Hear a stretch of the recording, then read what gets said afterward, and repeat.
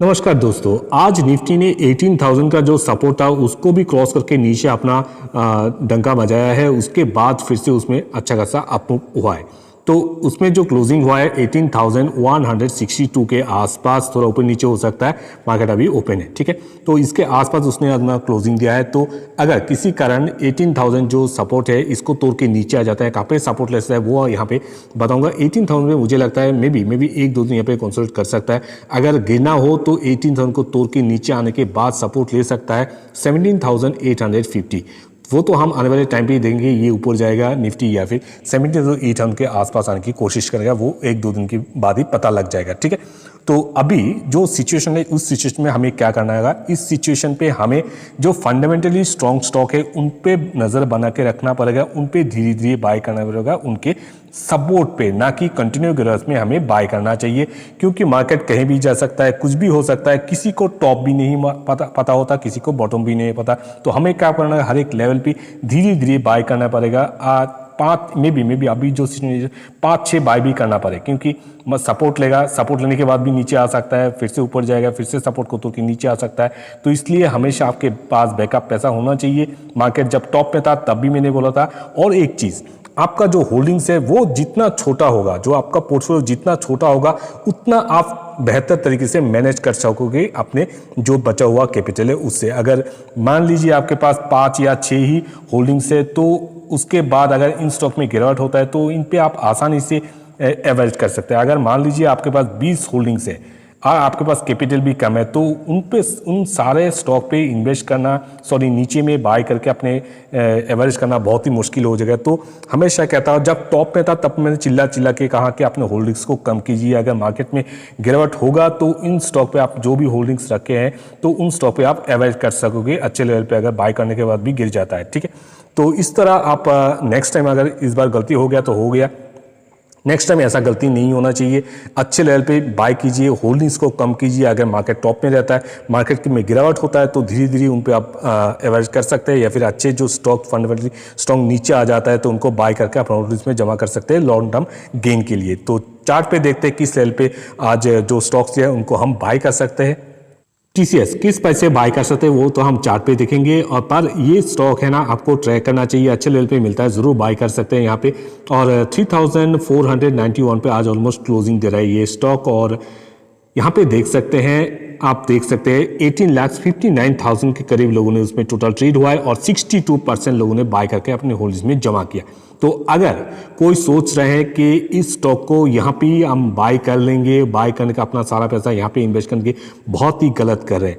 अगर ये स्टॉक और नीचे आ जाता है आपके पास, उसके लिए भी बैकअप पैसा होना चाहिए। उसके बाद यहाँ पे सपोर्ट लेने के बाद भी और नीचे आ जाता है, उसके लिए भी आपके पास बैकअप रहना चाहिए। तो हमेशा कहता हूँ आपके पास बैकअप जो ABCD सब कुछ होना चाहिए। अगर मार्केट तेजी से गिर रहा है तो हर एक लेवल पे बाय करने के लिए आपका, क्योंकि आप हर एक लेवल पे छोटा अमाउंट करके बाय करोगे, ना कि एक लार्ज अमाउंट बाय करोगे। जब निफ्टी टॉप में था तब मैं जब बोलता था कोई भी लेवल, एटलीस्ट 2 लेवल या फिर 3 लेवल था, वहाँ पे ऑलमोस्ट पहला लेवल पे आप अपना अगर मैक्सिमम पैसा इन्वेस्ट करके अच्छा खासा पैसा कमा लेते थे विद इन 1 वीक या 2-3 दिन के अंदर ही, ठीक है। तो अब ऐसा नहीं होने वाला है, क्योंकि मार्केट अगर गिरता है तो आपको भारी नुकसान होगा अगर आप ऊपर में बाय करके बैठ जाओगे सारा पैसा इन्वेस्ट करके, ठीक है। तो चलते हैं इस स्टॉक के चार्ट पे, देखते हैं किस लेवल पे टीसीएस को बाय कर सकते हैं, या फिर कहाँ पे ये सपोर्ट ले सकता है और कहाँ पे ये एवरेज भी कर सकता है अगर ऑलरेडी बाय कर चुके कुछ क्वांटिटी।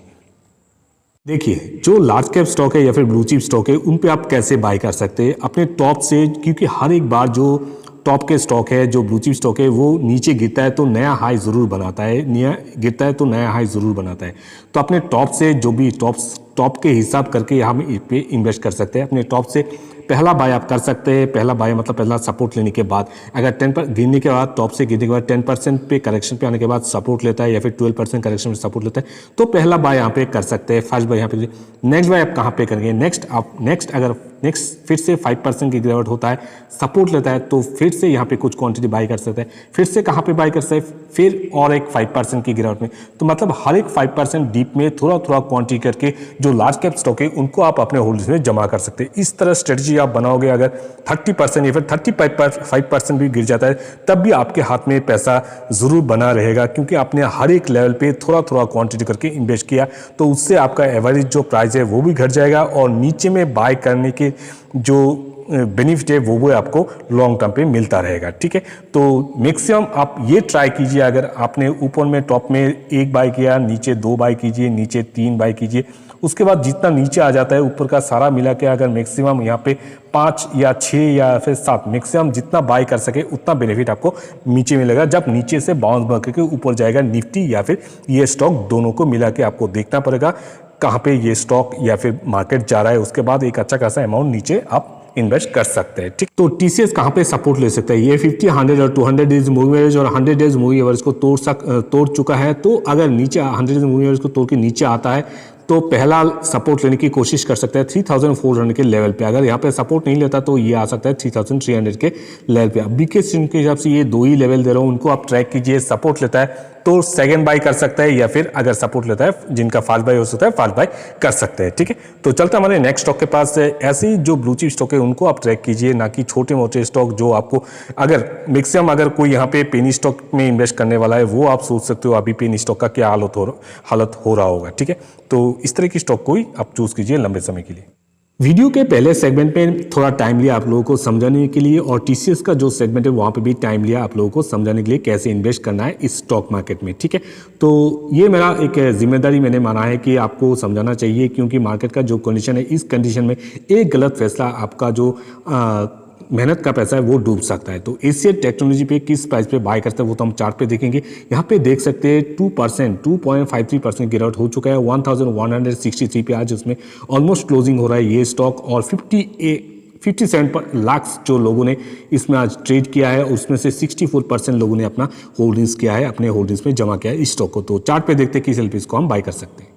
तो एसीएल टेक्नोलॉजी का टॉप पहले देख लेते हैं। टॉप तो बनाया उसने 1380 के आसपास, अभी ये ट्रेड करे 1162 पे, और ये है 50, 100 और 200 days moving average. Money flow index कहाँ पे है? 38 पे है।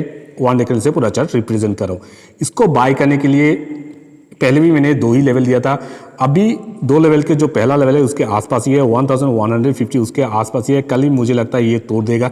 कंटिन्यू ग्रेवेट हो रहा है इसमें, अभी बाय मत कीजिए, थोड़ा आने दीजिए, नीचे सपोर्ट लीजिए तब बाय कर सकते हैं। उनमें से एक लेवल है जो मुझे लगता है मैक्सिमम एटलीस्ट 30 to 40% चांसेस है 1100 के लेवल पे ये सपोर्ट लेने के लिए। ठीक है, तो पहला लेवल है 1100, इसको हम ट्रैक करेंगे। सपोर्ट लेता है कुछ क्वांटिटी जरूर बाय कर सकते हैं। इस सपोर्ट लेने के बाद भी नीचे आ जाता है तो 1000 के लेवल पे सपोर्ट लेने की कोशिश करेगा ये स्टॉक।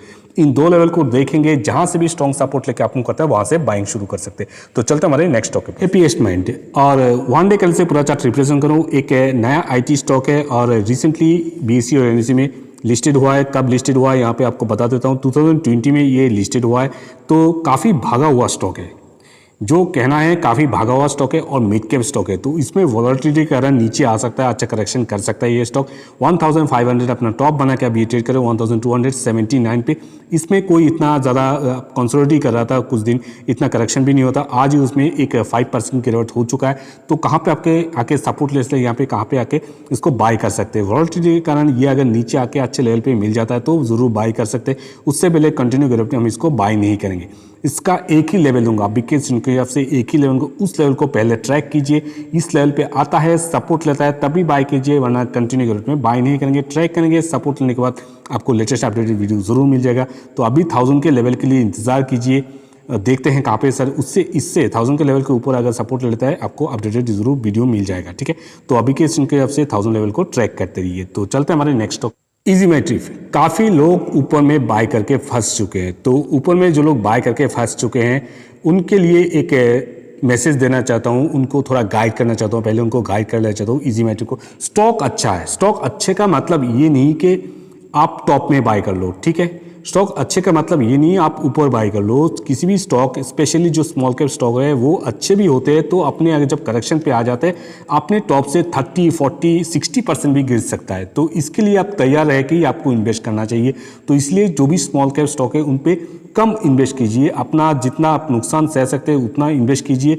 और आपका जो नुकसान है, अगर जिस बाई प्राइस पे भी आपने बाई किया तो उस बाई आप मान के चलिए उस बाई प्राइस पे अगर नीचे गिर जाए तो वहाँ पे आने के लिए मे भी उसको 1 साल भी लग सकता है। तो आपने लॉन्ग टर्म के लिए अगर होराइजन रख के स्मॉल कैप में इन्वेस्ट किया है तो आप लंबे दूरी के लिए सोचिए, ना कि शॉर्ट टाइम अगर फॉल होता है तो उस पर आपको घबराने की ज़रूरत नहीं होता है। ठीक है, तो स्टॉक अच्छा है पर आपको एक मिनिमम इन्वेस्टमेंट ही करना चाहिए था। अगर आपने बड़ा इन्वेस्ट किया तो गलती किया, नेक्स्ट टाइम ऐसा गलती मत कीजिए। ठीक है, तो यही कहना चाहता हूँ। तो कहाँ पे आके सपोर्ट ले सकते हैं ये आप जान लीजिए। कंटिन्यू गिरावट हो रहा है, स्मॉल कैप स्टॉक है और 700 टॉप बनाया है, स्टॉक अच्छा है, पर आपको ये जरूर ध्यान पे रखना चाहिए, आपको मिनिमम इन्वेस्टमेंट ही करना चाहिए इस स्टॉक पे। चार्ट में कुछ ज़्यादा कुछ है नहीं रिसेंटली ऐड हुआ है BSE NSE में। ठीक है, तो अभी जो ये है ये कौन सा है, ये 100 days movie average. 100 days movie average को तो पक्का ये टच कर ही लेगा और कर ही रहा है। ऑलमोस्ट आई थिंक 450 में ये आने के चांसेस बहुत ही ज़्यादा है। अभी ट्रेड करें 470 में, तो पहला सपोर्ट है 450, इसको हम ट्रैक करेंगे। किसी कारण इसको भी तोड़ देता है, मार्केट में कभी भी बड़ा करेक्शन आ सकता है, या फिर एक दिन का अगर निफ्टी 3% या फिर 2% गिर जाता है, ये स्टॉक फ्रेंड्स आपको बहुत बड़ा आपको नीचे आ सकता है। तो पर इसमें कैपिंग लगा हुआ है, एटलीस्ट 5% तो नीचे ज़्यादा आएगा नहीं, एक दिन में 5% नीचे आएगा। तो 400 के लेवल पे भी ये आपको आने वाले टाइम पे दिखाई दे सकता है अगर मार्केट में कोई भी बड़ा प्रेशर आता है। वरना मैक्सिमम चांसेस है अगर निफ्टी अगर 18,000 से ऊपर बाउंस बैक कर लेता है तो 450 के आसपास से ये यहाँ पे सपोर्ट लेने की जरूर कोशिश करें, मेरा मानना है। बाकी आगे निफ्टी अगर करेक्शन होता है तो ये भी करेक्शन पे आ सकता है। तो इस तरह की इंफॉर्मेटिव वीडियो पाने के लिए चैनल को जरूर सब्सक्राइब कीजिए और नीचे कॉमेंट सेक्शन में जरूर बताइएगा आपका क्या व्यू है ये पूरा वीडियो के बारे में। ठीक है, थैंक यू।